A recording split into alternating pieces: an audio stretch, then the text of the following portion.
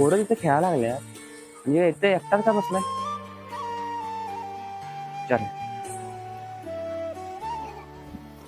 काय रे बा, ती पोरं तिथे खेळायला लागल्या आणि तू एकटाच का बसलाय तिथं? होय बा, तुला खेळायचं नाही?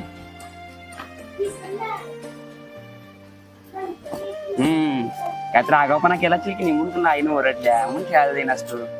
आईनं म्हणल्या खेळू नको, खेळलास की भूक लागत्या, भूक लागल्यावर काय तर खायला मागतो म्हणून खेळू नकोस म्हणल्या.